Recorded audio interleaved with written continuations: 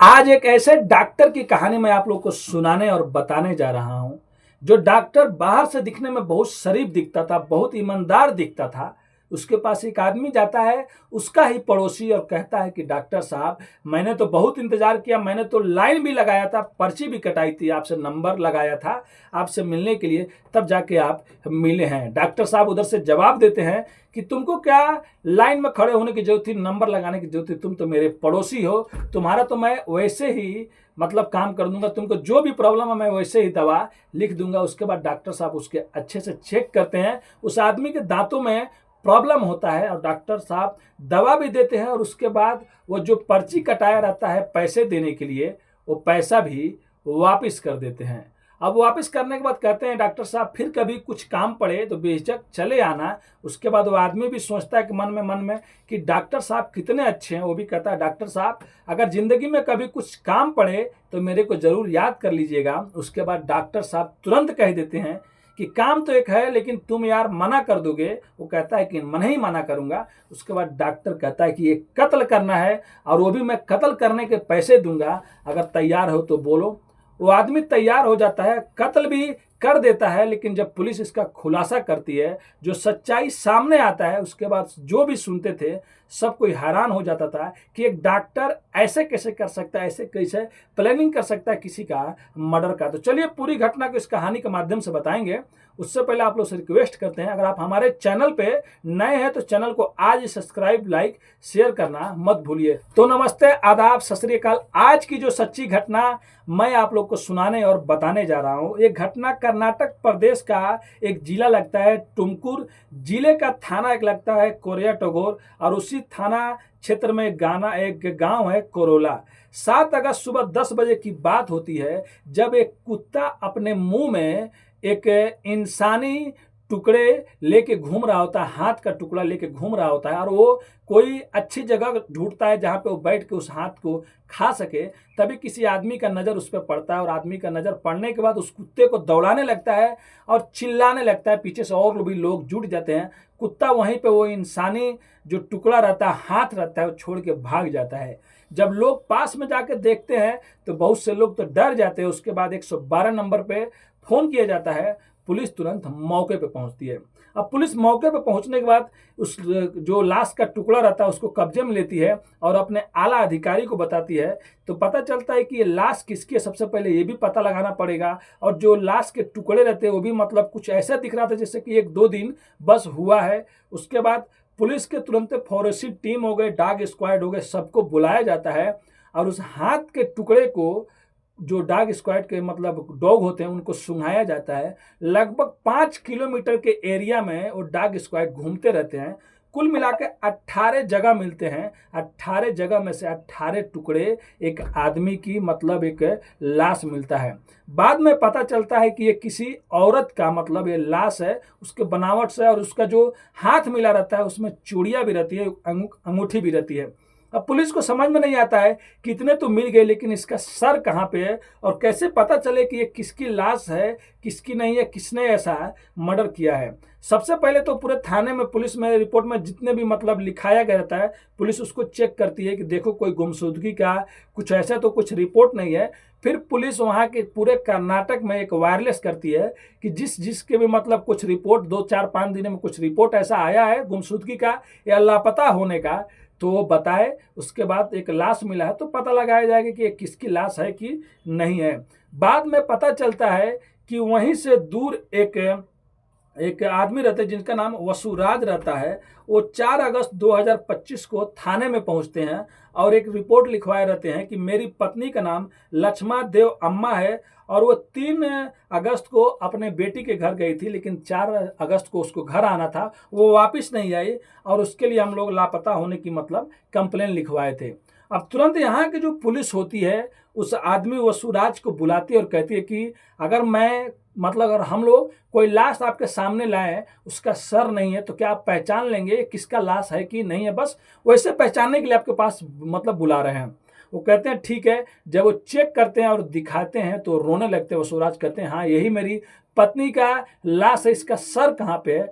तो लाश का सर तो मिलता नहीं है, लेकिन हाथ पे कुछ लिखा उखा रहता है, तो वसुराज पहचान जाते हैं।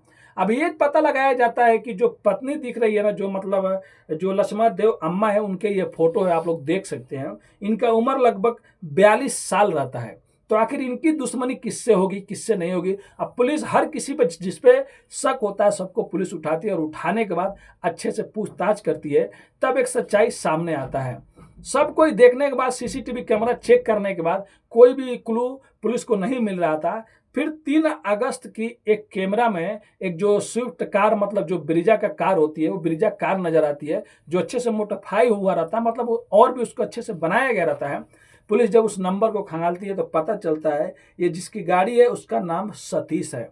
पुलिस अब सतीश से कहती है कि तुम यहाँ पे इतने तारीख को क्या करने गए थे? तब वो सतीश कहता है कि साहब मैं नहीं गया था। कार भी उसके घर पे ही बरामद हो जाती है। लेकिन पुलिस जब अपने तरीके से पूछताछ करती है तो सतीश टूट जाता है, और टूटने के बाद एक ऐसे शख्स का नाम लेता है जिसके बाद पुलिस भी सुनने के बाद दंग रह जाती है कि बताओ, जिसका नाम आता है वो तो अपना आदमी था, लेकिन अपना आदमी ही अपने आदमी का कत्ल करवा देता है। सतीश कहता है कि मेरा बस इस काम, मतलब मेरा तो गाड़ी था पहले, लेकिन मैंने एक गाड़ी रामचंद्र डॉक्टर जी को बेच दिया था, और ये जो लाश मिली आपको, ये कोई और नहीं, उन्हीं की सास थी। पुलिस जब उससे रूम में पूछ रही थी, और हम लोग को मारने के लिए रामचंद्र ने 4-4 लाख रुपए दिए थे, क्योंकि सतीश का एक भाई भी मिल गया था, और हम लोगों ने ही उसको मारा। और उसके बाद मारने के बाद उसको हम लोग सोच रहे थे कि क्या करें क्या नहीं करें, हम पकड़ा जाएंगे, नदी में अगर फेंकेंगे तो नदी में लाश फूल जाएगी, फिर हम लोग पकड़े जाएंगे।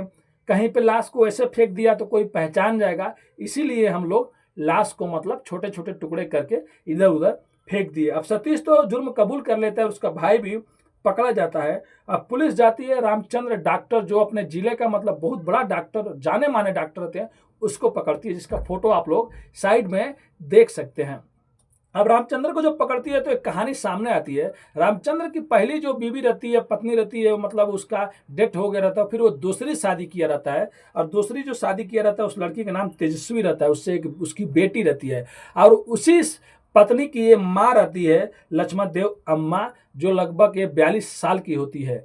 बाद में रामचंद्र बताता है कि जब मेरी शादी हो गई थी, उसके बाद मेरे को हमेशा यही लगता था कि मेरी जो सास है उसका अफेयर कई लोगों से वो बात भी करती है। इसके लिए मेरे को बहुत गुस्सा आता था अपनी सास पे, और मैं ये हमेशा चाहता था कि मेरी सास मेरे घर पे मत आए, मतलब मेरी बीवी से मन नहीं मिले, नहीं तो हो सकता है कि मेरे बाद में मेरी बीवी भी इसके जैसे बन जाएगी। मैंने कई बार अपने बीवी को समझाया भी था कि अपनी माँ को यहाँ पे मत बुलाया करो, और अपने सास को भी बोला था कि आप बार बार मेरे घर पे क्या करने आ जाती है, लेकिन उसकी सास जो थी वो मानती ही नहीं थी, और इसको ये डर था कि मेरी बीवी भी कहीं ऐसी नहीं बन जाए, इसका भी कई लोगों से अफेयर मत हो जाए।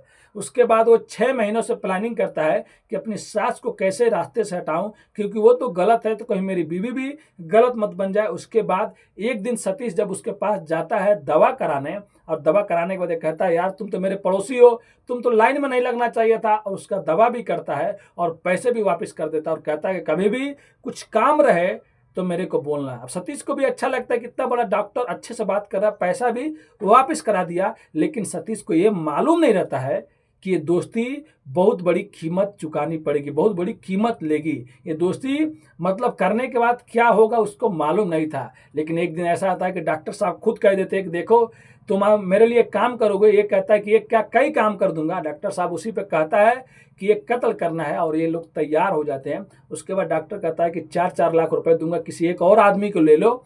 उसके बाद ये एक अपने चचेरे भाई को भी ले लेता है सतीश, और उसके बाद डॉक्टर भी रेडी हो जाता है। और जिस दिन उसकी सास आती है और जाने का टाइम रहता है, उस दिन रामचंद्र कहता है कि चलिए मैं आप लोग को वहाँ तक छोड़ देता हूँ। सास भी खुश हो जाती है कि चलो अच्छा बात है, मेरा दामाद बोल रहा है छोड़ने के लिए।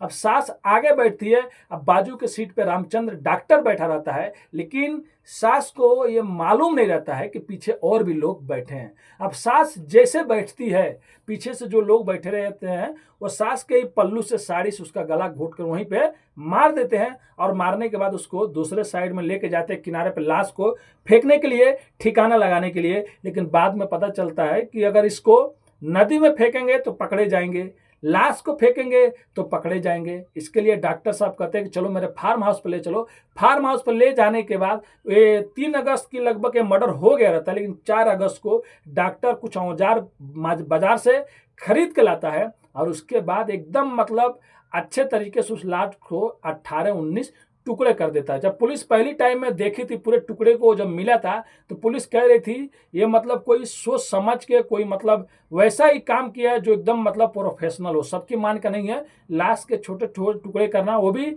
मतलब जहां जहां से जोड़ रहता है, ये कोई मतलब प्रोफेशनल ही कर सकता है जिसको हमेशा मालूम हो कि अंग के मतलब शरीर का अंग कौन कौन से कहाँ पे जुड़ा हुआ है। उसके बाद डॉक्टर अपना जुर्म पूरा कबूल कर लेता है और इधर जो बीवी रहती है उसको ये मालूम ही नहीं रहता है कि उसका माँ का कत्ल हो गया और उसका माँ का कत्ल करने वाला कोई और नहीं, उसी का पति रामचंद्र डॉक्टर होता है। उसके बाद तीनों को पुलिस हिरासत में ले लेती है और इनको जेल में भेज देती है। तो ये थी आज की कहानी एक डॉक्टर की, जो डॉक्टर सोचता था कि उसकी सास मतलब अच्छी नहीं है और लोगों से उसका अफेयर है, आज नहीं तो कल मेरी बीवी को भी ऐसा बना देगी, इसके लिए उसने जुर्म का रास्ता चुना और अपने सास का ही कत्ल कर दिया। तो ये कहानी सुनाने का उद्देश्य किसी का भी दिल दुखाना नहीं है, आप लोग को बस सचेत और जागरूक करना अपनी कहानियों के माध्यम से।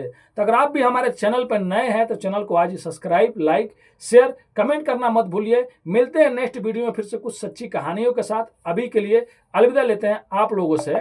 धन्यवाद।